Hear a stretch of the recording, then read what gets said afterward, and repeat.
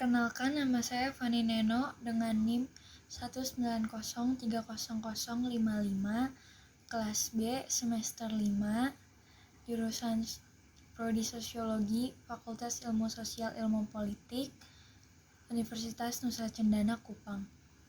Di sini saya akan menjelaskan hasil review saya dari buku Batas-Batas Kepemilikan. Bagian pertama yaitu debat imigrasi. Imigrasi merupakan hal penting di suatu negara, di mana imigrasi merupakan bagian dari struktur identitas nasional.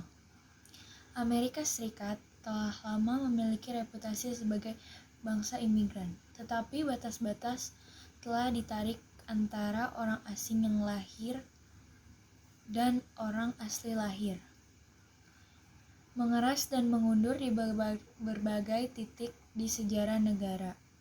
Ikhtisar imigrasi dan perkembangan historis di balik aktivisme terkait imigrasi yang menjadi fokus penelitian.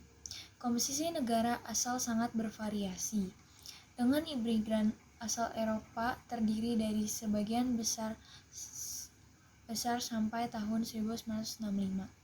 Ketika undang-undang yang membatasi diberlakukan pada tanggal 1920-an, terbalik, sejak Harsalat Age tahun 1965 yang mencabut kuota asal, imigran semakin banyak berdatangan dari Amerika Latin dan Asia selama beberapa dekade.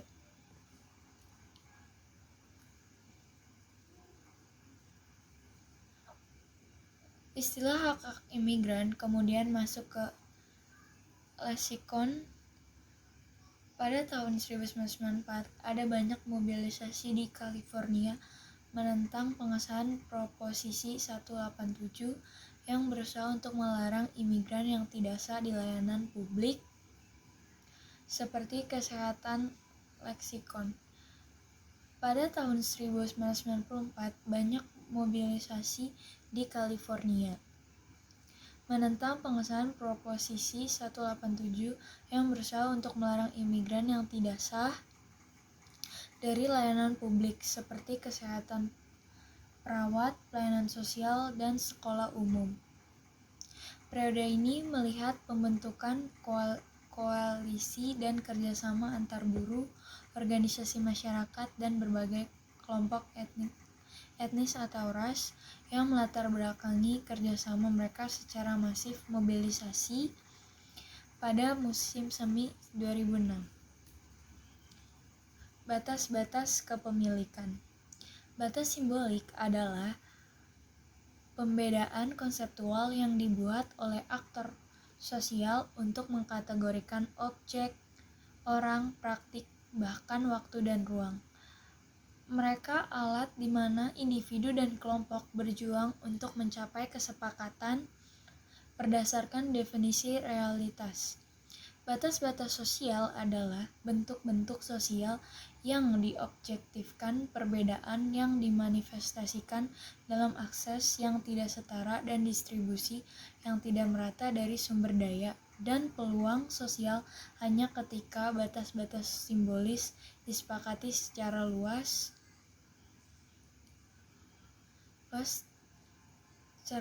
tetapi keduanya sama-sama nyata. Yang pertama ada di tingkat intersubjektif, sedangkan yang terakhir secara fundamental terlibat dalam konstruksi makna, baik kebaikan maupun keburukan. Ini berarti mereka adalah manifestasikan diri sebagai kelompok individu. Di Amerika Serikat ada batasan sosial yang jelas antara banyak kelompok kelahiran asing dan penduduk asli. Misalnya, imigran sering mengalami ketidaksetaraan berbagai ras, agama, dan kelas.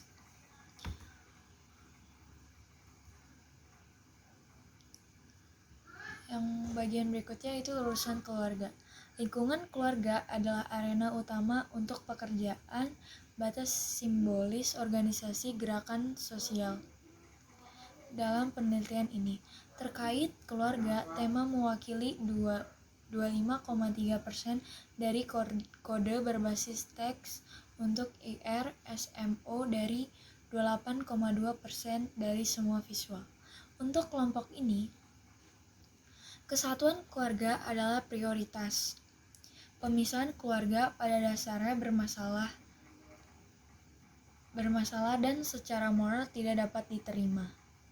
Meskipun kurang terwakili di antara IC/SMO, keluarga imigran menyiratkan ancaman reunifikasi keluarga untuk anggota keluarga besar atau yang oleh banyak kelompok disebut sebagai rantai imigran adalah sarana membawa lebih banyak pekerja yang mengambil pekerjaan Amerika dan menyebabkan sejumlah masalah lain, termasuk kelebihan penduduk, lingkungan, degradasi, urban sprawl, dan peningkatan kejahatan.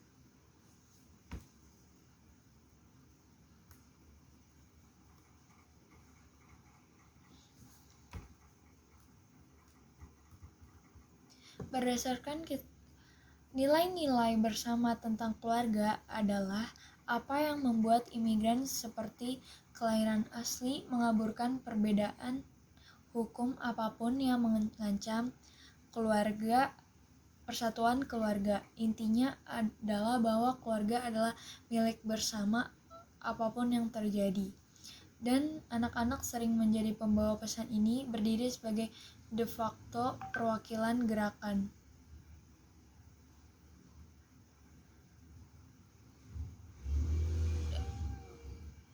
Setelah memperkenalkan aktor-aktor sosial muda yang menggambarkan kesatuan keluarga untuk IR/SMO dan mendiskusikan cara-cara di mana mereka tidak valid dan dikecualikan oleh IC/SMO, saya beralih kepada deportasi dan penegakan. Bagian berikutnya yaitu harga kewarganegaraan.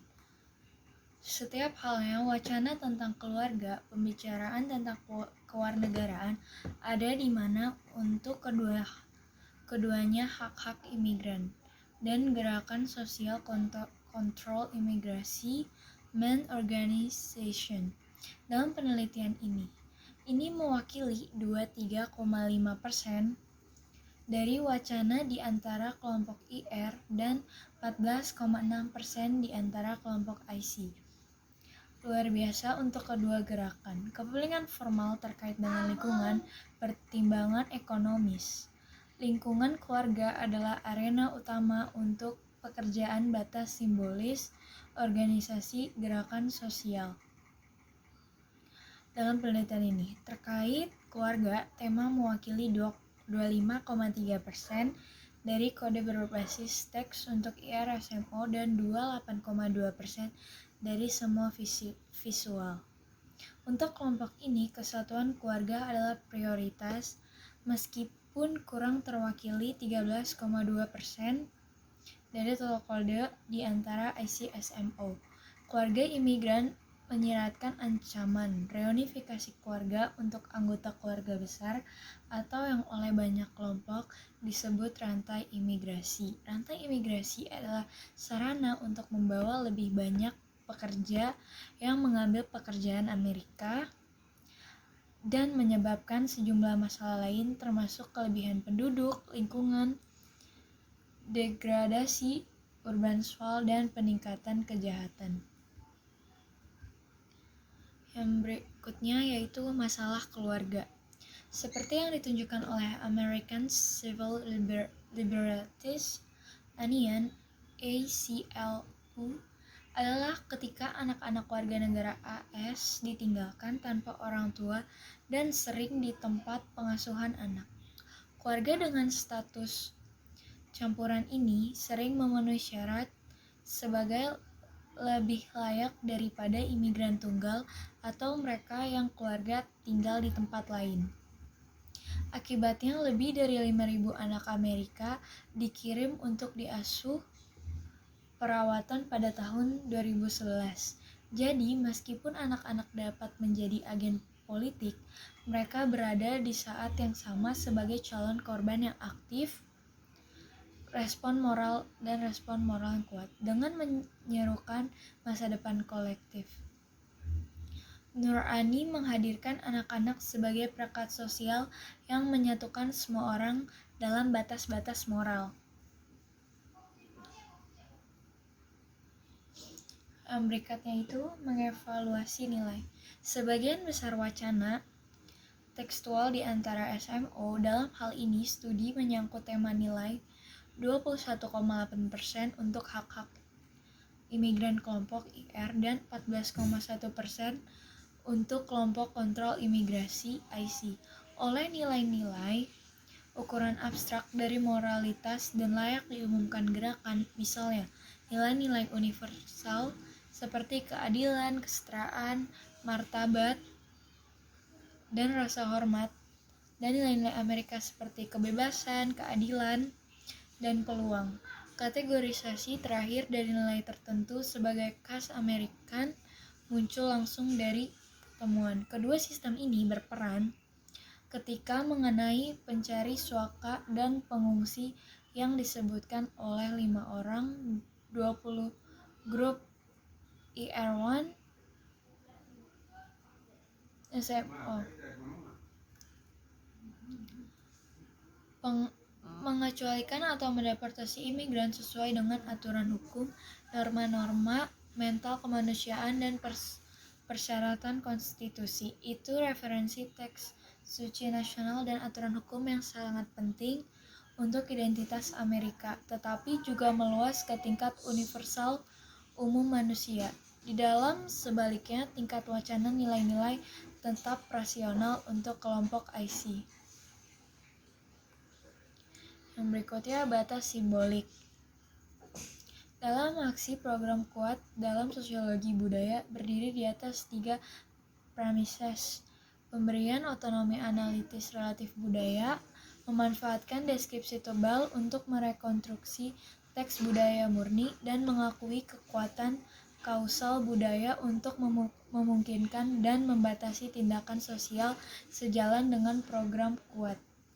Baik, sekian penjelasan dari saya tentang review buku ini. Terima kasih.